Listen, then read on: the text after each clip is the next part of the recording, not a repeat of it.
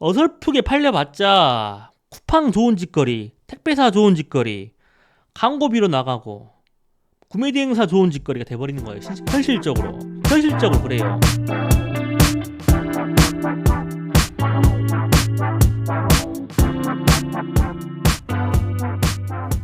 네, 반갑습니다. 오랜만입니다. 주프로입니다.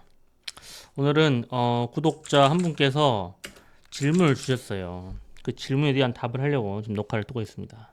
그러니까 제가 압도적으로 성장하는 거를 자주 외치다 보니까 그러면서 제가 가격을 떨쳐야 된다라는 이야기를 자주 하다 보니까 가격 떨치는 것이 꼭 정답인 건가?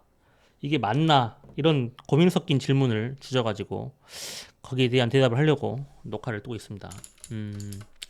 이제 이분의 질문을 제가 좀 요약을 해보면은 가격을 떨치면은 압도적 판매로 이어지는지에 대한 그 의구심이 조금 있고, 그 다음에 사입 비용이 사실 만만치가 않지 않습니까? 사입 비용이 많다 보니까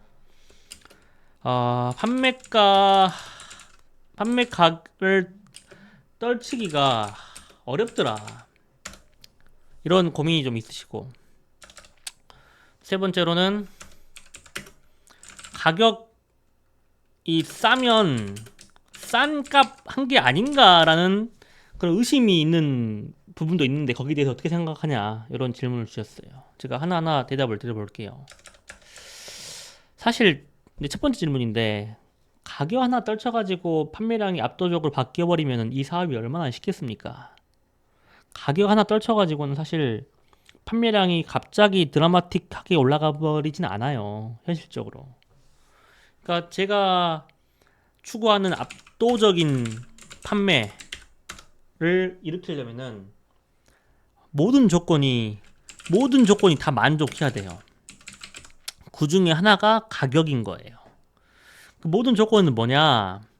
일단 상품 자체가 압도적으로 수요가 있는 상품을 팔아야 돼요. 그때 어떤 상품을 팔지 결정할 때 이게 뭘 의미하냐면은 어느 정도 수요의 크기를 여러분들이 흡수할 건지를 결정하는 거예요. 그래서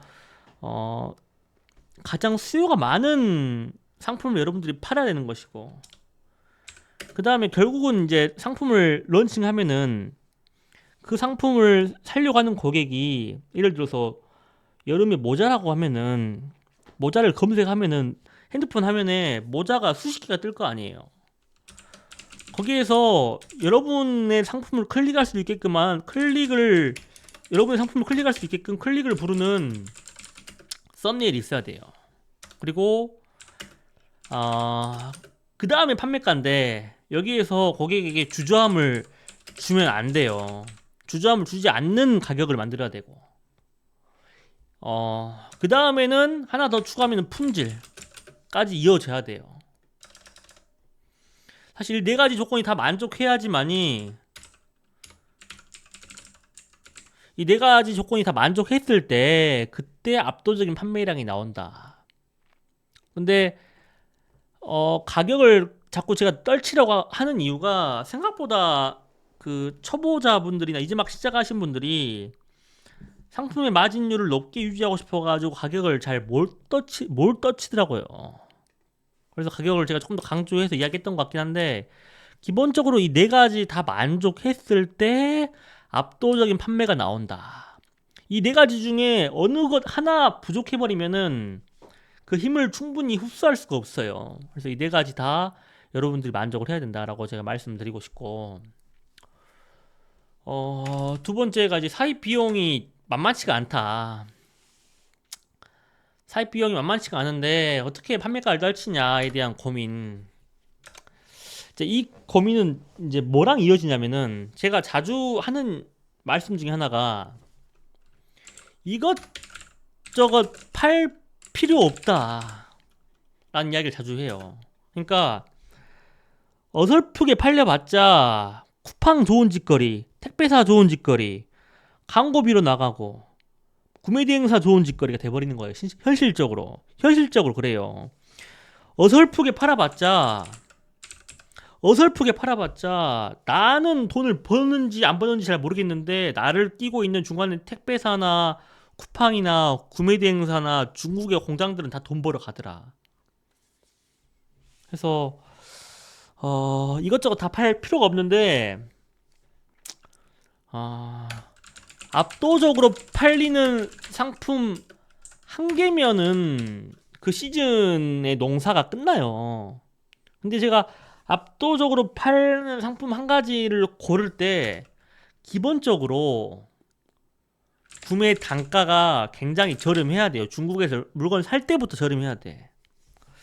제가 이제 이틀 전에 그 쿠팡 다마고치 하셨던 분을 만났는데 대박 하나를 건졌더라고요. 대박 하나를.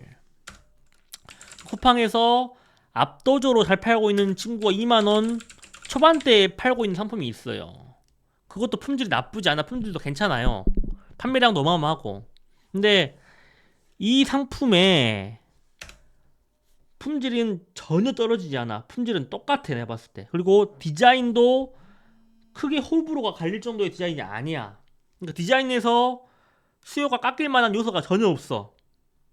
근데 그 상품을 12한 초반대에 공장을 뚫어버렸어요. 저는 사실 앞으로 이 상품이 어떻게 커나갈까가 기대가 굉장히 돼요. 그래서 제가 좀 공격적으로 하자라고 이렇게 말씀드리겠는데, 이런 것처럼 이런 상품 하나를 찾아버리면은 이것저것 애매한 걸 팔 필요가 없어요. 그리고 이렇게 싼 걸 찾아버리면은 여기에 뭐 물류비나 통관 비용이나 어떤 택배비가 붙어도 마진 구조가 굉장히 좋아져 버린다. 그래서 결국은 이런 사입 비용에 들어가는 모든 그 부가 비용이 붙더라도 마진 구조를 좋게 해주는 저렴한 단가로 공급 가능한 공장을 찾아야 되는 것이 여러분들의 그 최종 고민이 될 거예요. 이게 최대한 이 고민이 최대한 빠르게 고민하는 사람들은 여러분들의 마진율을 생각보다 빨리 올릴 거예요. 근데 우리가 도매국에서 소싱을 해버리거나 1688도 나쁘진 않지만은 1688에서 소싱을 해버리면은 이 질문을 주신 분에 대한 고민을 할 수밖에 없어요. 여기서 중국을 넘어가 버리거나 중국을 넘어가서도 EU 시장을 가거나 공장을 가버리면은 모든 물류 비용이나 부대 비용을 합쳐도 넉넉한 마진 구조를 찾을 수가 있어요. 그러니까 하나만 찾으면 돼. 하나만. 이것저것 다 찾을 필요 없어요. 하나만 찾으면 돼. 하나만 찾아가지고 그게 대박 쳐버리면은 한 달 순수익이 2천만 원, 3천만 원, 4천만 원 되는 것은 생각보다 어렵진 않아요. 그래서 이것저것 다 팔 필요가 없다. 혹시나 이거 고민하시는 분이 도매국이랑 188에서만 소싱했다고 하면은 저는 중국을 넘어가시길 추천을 드려요. 그렇게 해서 넉넉한 마진 구조를 만들어줄 수 있는 공장을 찾으셔라 라고 제가 대답을 드릴게요. 이게 현실적인 방법이에요. 그리고 가격이 싸면 싼값 하지 않을까에 대한 불안감에 대한 질문. 저는 이제 기본적으로 저가녀 상품을 많이 팔아요. 그러니까 저가녀 상품 같은 경우에는 가격대가 저렴해요. 그리고 소비자가 주저하지 않은 가격대로 전 만들어요. 그래서 일단 사도 되겠다라고 싶을 정도로 싼 가격을 만들어서 판매량을 높여버려요, 완전히. 근데 상품에 따라서 너무 싸면은 싼값 하지 않을까라는 합리적인 의심을 주는 상품도 있긴 있어요. 그래서 요거는 상품을 봐가시면서 결정하시는 게 맞다. 근데 쿠팡 셀링 처음 하시는 분들은 기본적으로 저가형 상품을 할 확률이 높아요. 그래서 제가 또 무작정 싸게 하라는 말도 좀 무책임한 말인데, 쿠팡에서 잘 팔고 있는 탑5 상품을 분석한 다음에, 쿠팡 탑5 상품을 분석한 다음에, 분석하다 보면은 그 친구들이 파는 판매가가 일정 가격으로 수렴을 해요. 그 수렴가의 약 90% 정도로 파는 게 전 적당하다고 봐요. 그랬을 때 압도적으로 팔리는 경험을 전 많이 했어요. 이렇게 해서 제가 그 뭐라 그럴까, 그분의 대답을 제 기준으로 다 드린 것 같고, 제가 결국은 판매량 하잖아요. 저는 이 판매량이 저한테는 모세의 기적 같은 거였어요, 사실. 판매량이 압도적으로 터져버리면은, 이게 모세의 기적이에요. 그러니까 사실 온라인 셀링 하는 사람이 제일 처음에는 어디 가서 대우받기가 어려워요.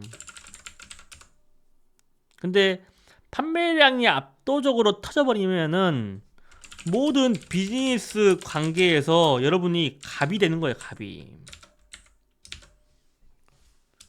택배사도 와가지고 택배비 한 건당 1950원 해드릴게요 라고 찾아올 것이고, 쿠팡도 수수료 깎아드릴게요. 구매대행사도 구매대행비 수수료 깎아드릴게요. 공장도 깎아드릴게요.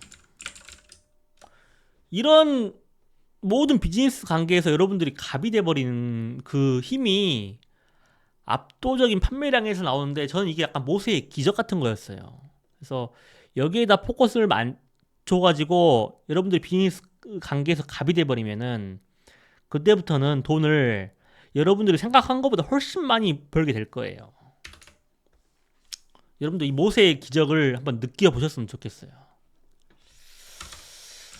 오늘 이야기는 그 질문에 대한 대답을 드렸는데, 혹시나 이게 부족하면은, 이 대답이 부족하면은 말씀하세요. 제가 또 추가로 답변을 해드릴게요. 추가 답변 가능합니다. 그래서 유익했으면 좋겠어요. 유익했으면 좋겠고, 다음에 더 유익한 이야기로 찾아뵙도록 하겠습니다. 감사합니다. 바이.